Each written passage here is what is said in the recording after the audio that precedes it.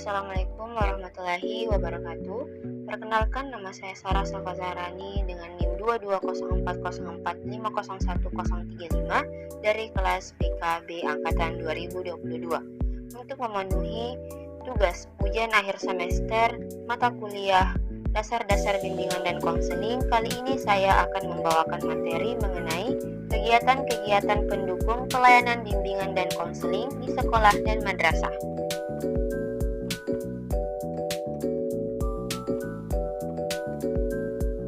Pertama, aplikasi instrumentasi.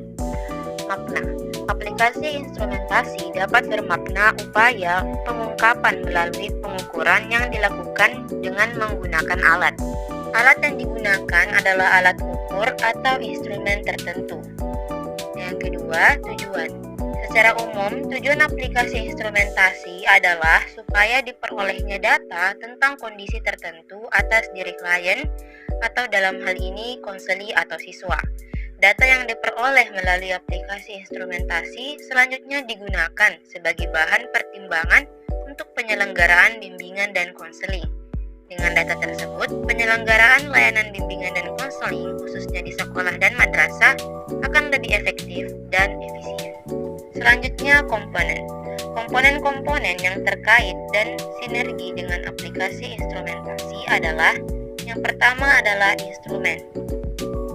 Hal-hal yang menyangkut tentang klien yang diungkapkan melalui instrumen tertentu seperti kondisi fisik individu, seperti keadaan jasmani dan kesehatan, kondisi dasar psikologis individu, seperti potensi dasar, bakat, minat, dan sikap, kondisi dinamik fungsional psikologis, kondisi atau kegiatan dan hasil belajar, kondisi hubungan sosial, kondisi keluarga dan lingkungan siswa, kondisi arah pengembangan dan kenyataan karir, permasalahan yang potensial atau yang sedang dialami individu atau siswa, dan sedangkan bentuk instrumen yang dimaksud adalah alat yang digunakan untuk mengungkapkan data klien, apakah tes atau non-tes, seperti angket dan lain sebagainya.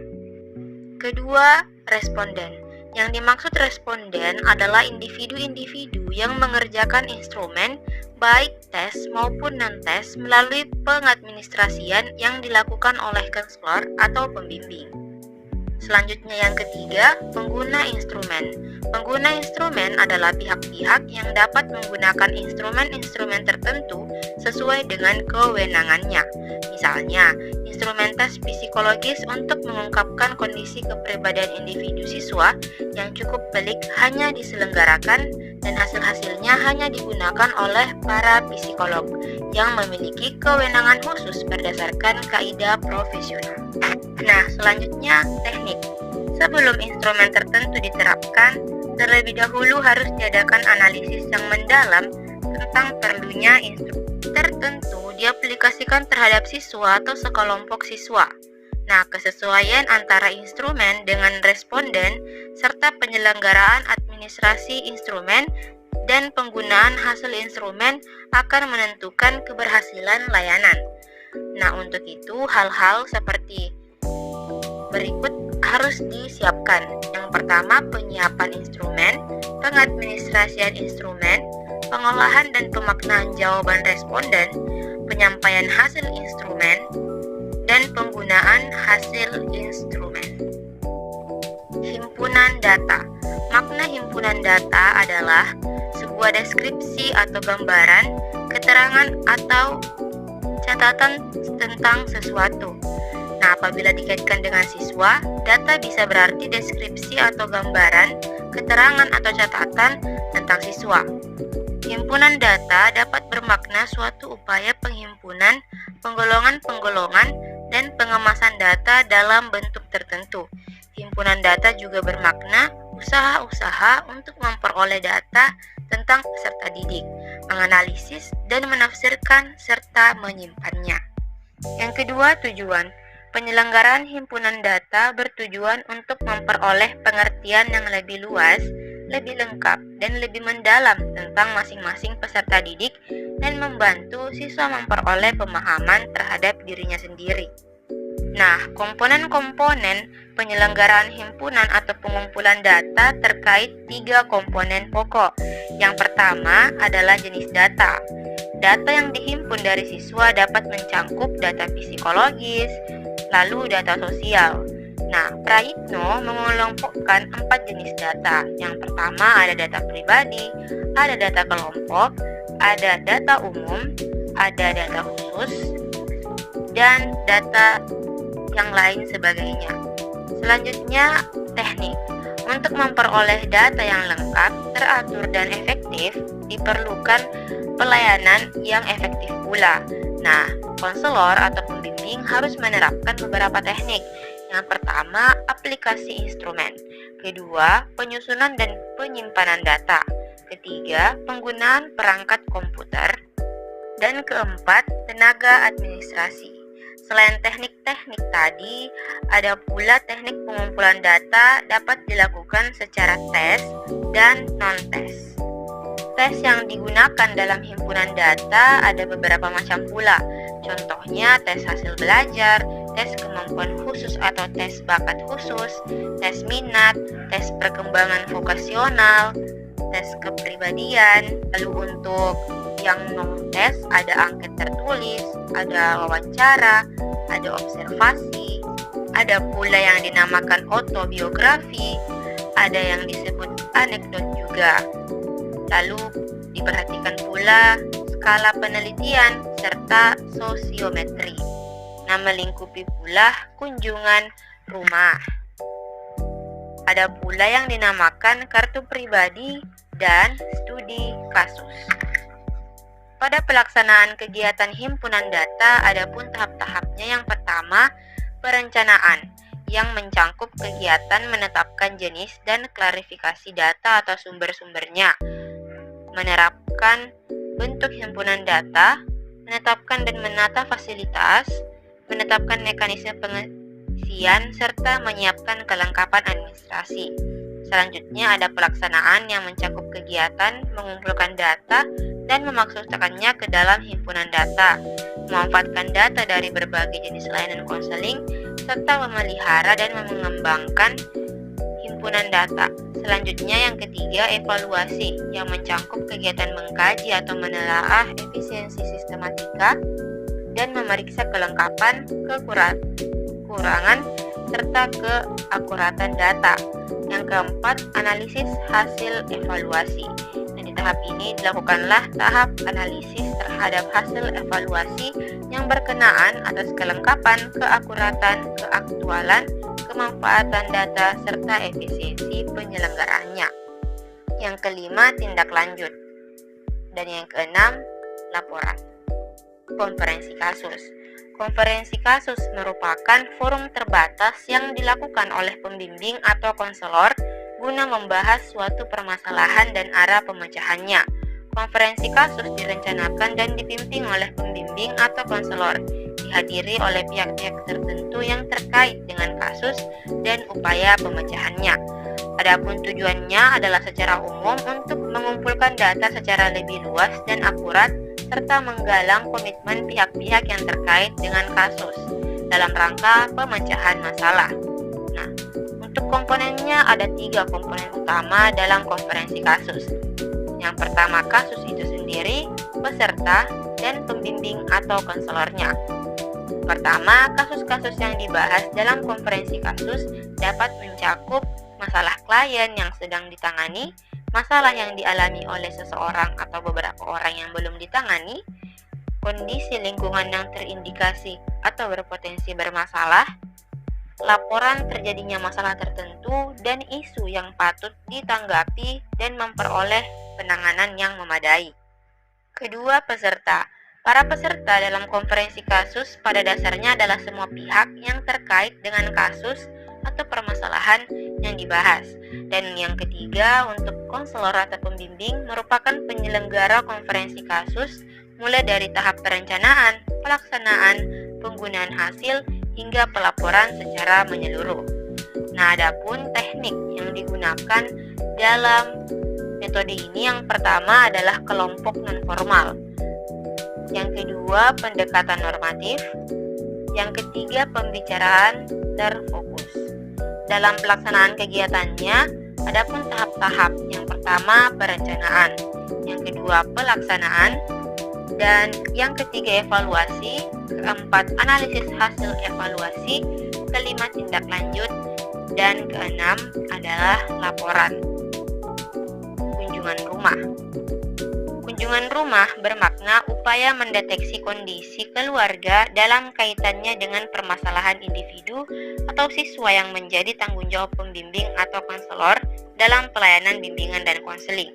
Kunjungan rumah dilakukan apabila data siswa untuk kepentingan pelayanan bimbingan dan konseling belum atau tidak diperoleh melalui wawancara dan angket, sehingga dipilihlah metode kunjungan rumah ini. Lalu apa tujuannya? Nah, secara umumnya kunjungan rumah ini bertujuan untuk memperoleh data yang lebih lengkap dan akurat tentang siswa berkenaan dengan masalah yang dihadapinya. Untuk secara khususnya, kunjungan rumah ini berkenaan dengan fungsi-fungsi bimbingan. Selanjutnya ada komponen dari kunjungan rumah. Yang pertama adalah kasus. Nah, kunjungan rumah ini difokuskan pada penanganan kasus yang dialami oleh klien atau siswa yang terkait dengan faktor-faktor keluarga. Kasus siswa ini akan dipahami, disikapi, dan diberikan perlakuan awal tertentu yang selanjutnya akan diberikan bimbingan dan konseling yang memadai. Yang kedua adalah keluarga. Keluarga itu menjadi fokus kunjungan rumah yang meliputi kondisi-kondisi yang menyangkut orang tua, anggota keluarga yang lain, orang-orang yang tinggal dalam lingkungan keluarga, kondisi fisik rumah, isi serta lingkungannya, dan kondisi ekonomi dari rumah tersebut. Selanjutnya yang ketiga adalah konselor atau pembimbing. Konselor atau pembimbing bertindak sebagai perencana, pelaksana, dan sekaligus pengguna hasil-hasil kunjungan rumah. Selanjutnya, kegiatan kunjungan rumah dikaitkan dengan upaya pelayanan bimbingan dan konseling, serta didukung oleh layanan bimbingan dan konseling lainnya. Yang selanjutnya ada teknik. Adapun teknik yang digunakan pada kunjungan rumah yang pertama itu format. Kunjungan rumah dapat dilakukan mengikuti format lapangan dan politik. Yang kedua, materi. Dalam merencanakan kunjungan rumah, konselor mempersiapkan informasi umum dan data tentang klien yang layak diketahui oleh orang tua dan anggota keluarga. Jadi pada dasarnya konselor tidak semena-mena langsung datang untuk melakukan kunjungan rumah, tapi dia membawa materi yang akan diberitahukan kepada keluarganya. Yang ketiga ada peran klien atau siswa. Keikutsertaan peran siswa dalam kegiatan kunjungan rumah diwujudkan melalui persetujuannya terhadap penyelenggaraan kunjungan rumah. Keempat, kegiatan. Beberapa kegiatan yang dilakukan oleh konselor dalam melakukan kunjungan rumah adalah melakukan pembicaraan atau wawancara dengan anggota keluarga dan anggota keluarga yang lainnya sesuai dengan permasalahan siswa.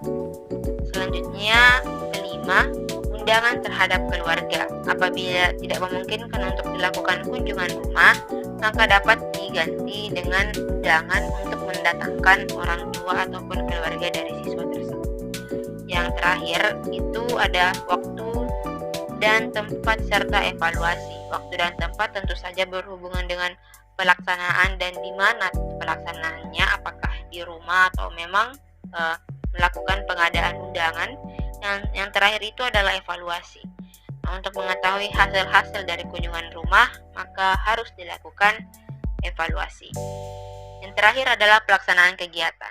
Tahap-tahapnya yang pertama perencanaan, sama seperti tadi. Tahap perencanaan ini meliputi penetapan kasus, meyakinkan siswa, menyiapkan data, menetapkan materi, dan menyiapkan kelengkapan administrasi. Yang kedua pelaksanaan. Pelaksanaan menyangkut mengomunikasikan rencana, melakukan kunjungan rumah, bertemu orang tua atau wali, membahas permasalahan, melengkapi data, mengembangkan komitmen orang tua atau wali siswa dengan anggota keluarga lainnya, menyelenggarakan konseling apabila memungkinkan, serta merekam dan menyimpulkan hasil kegiatan. Yang ketiga, evaluasi. Nah, evaluasi ini sama seperti tadi juga, bahwasannya melakukan evaluasi terhadap kunjungan rumah, lalu dianalisis hasil evaluasinya, lalu diberikan tindak lanjut dan pembuatan laporan. Alih tangan kasus.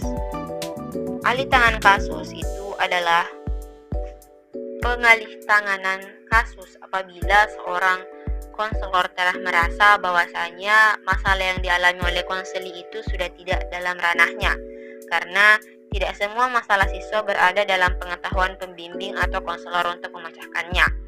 Nah, konselor juga tidak bisa mewenangi seluruh masalah yang dialami oleh siswa. Ada kalanya kasus-kasus tertentu dalam kewenangan keilmuan psikologi dan penanganannya merupakan kewenangan dari psikolog atau psikiater. Nah, biasanya ini ada pada kasus-kasus yang menyangkut tentang kejiwaan. Selanjutnya tujuan. Nah, secara umum seperti tadi dijelaskan bahwasanya ini pengalih tanganan kasus ketika konselor merasa bahwasanya ini bukan kewenangannya lagi, sehingga tujuannya itu untuk memperoleh pelayanan yang optimal dan pemecahan masalah klien yang lebih tuntas. Secara khususnya alih tangan kasus ini bertujuan terkait dengan fungsi-fungsi bimbingan dan konseling. Selanjutnya itu komponen pokok dalam alih tangan kasus. Yang pertama adalah klien dan masalahnya. Dalam rangka alih tangan kasus, bahwasanya dikenali masalah-masalah apa yang merupakan kewenangan konselor untuk memecahkannya dan masalah-masalah apa saja yang bukan kewenangan konselor untuk memecahkannya. Yang kedua, konselor atau pembimbing. Konselor sangat dituntut mampu mengenali secara langsung keadaan keabnormalan siswa serta substansi masalah siswa. Yang ketiga, ahli lain. Konselor atau pembimbing bekerja juga atas prinsip kerjasama, baik dengan sesama kolega atau sesama konselor atau pembimbing lain serta ahli yang terkait.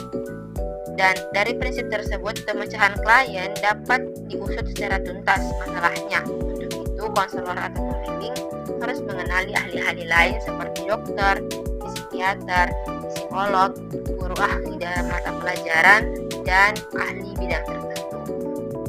Selanjutnya teknik yang digunakan pada alih tangan kasus. Yang pertama, pertimbangan. Berbeda dengan sebelumnya, tekniknya ini adalah dilakukan untuk mempertimbangkan kegiatan itu dilakukan atau tidak. Pertimbangan itu diperoleh melalui diskusi yang mendalam. Selanjutnya kontak konselor atau pembimbing dengan ahli-ahli lain terkait dapat dilakukannya melalui surat, telepon atau SMS dan dengan cara tertentu lainnya. Apabila konselor atau pembimbing telah memperoleh kepastian atau kesepakatan dengan ahli tertentu, selanjutnya konselor atau pembimbing boleh meminta siswa bertemu dengan ahli tersebut. Yang ketiga, waktu dan tempat.